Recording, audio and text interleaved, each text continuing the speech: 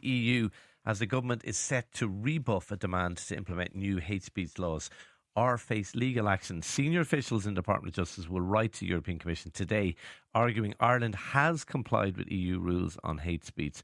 Under existing EU rules on combating racism and xenophobia, the European Commission believes Ireland is failing to comply with laws surrounding the criminalisation of race-based violence and hatred. We're joined by barrister and campaigner Laoise de Brún. Laoise, what do you make the Department of Justice saying, no, we're sorted here? Do you agree with them, do you?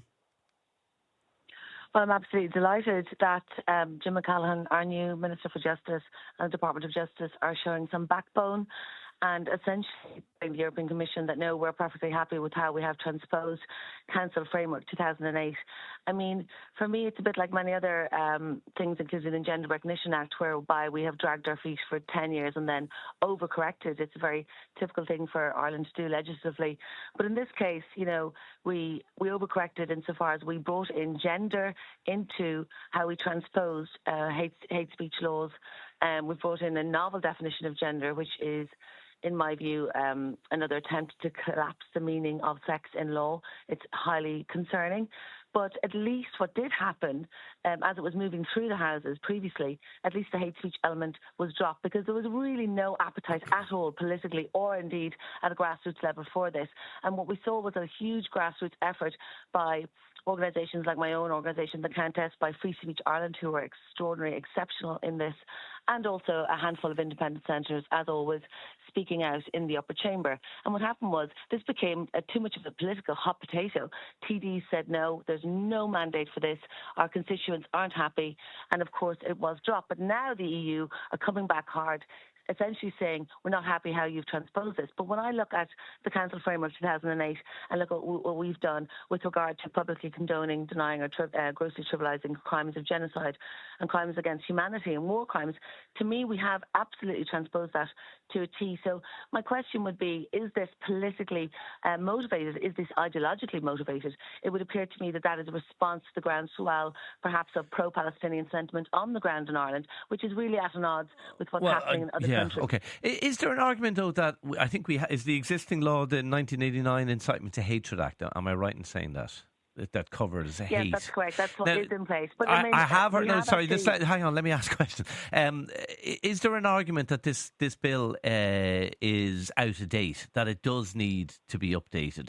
And isn't there also an argument that this goes way beyond gender dysphoria? Like, there is a need to protect minorities from hate, and that we should update this legislation?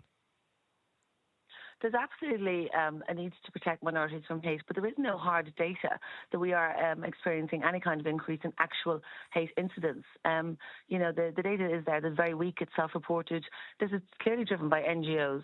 No one should obviously ever have to deal with any kind of incitement to hatred or violence or harassment. I don't think we need data, to be honest. I don't think we need data to know there has been an increase in hatred towards minorities. You only have to go on social media to see that.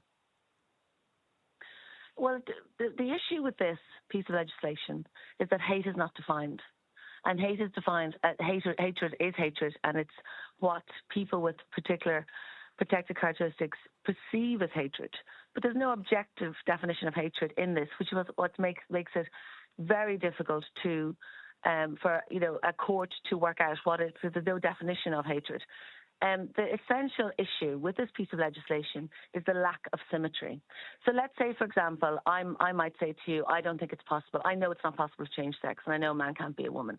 But someone who is trans-identified may say, and as they have done, certain trans lobby groups are saying this, that is the definition of hatred. So my view, which is perfectly truthful and a matter of fact biologically, might be perceived as hatred by certain groups. Okay, so what happens there but there are flaws. There may well be flaws with the legislation, but are we throwing everything out because of those flaws? Are we saying, like, is that the argument? Oh, we can't do this legislation because there are flaws. Why not just address the flaws and come up with new legislation? But see, the thing is, the only piece we dropped was Section 10, which was the hate speech element, which is de facto censorship. It's essentially criminalising certain views, I would argue majority held views on sex and gender, for instance. It's criminalising, and also with regard to race, it might be criminalising certain views on immigration. So what it's doing is quashing debate and making dissent unlawful. And that is not something anyone should stand for in any liberal democracy. But with regard to what you're saying about what have we done and why can't we do more, we have in fact amended many different offences, non-fatal offences against the person, public order offences, assault offences, harassment, threats to kill and criminal damage. But what we've done is we've said if there's evidence of these being motivated by hatred, then this is an aggravating factor and the sentence is higher. So we've done enough. Laoise de Brún, barrister, campaigner, thank you for talking to News Talk Breakfast.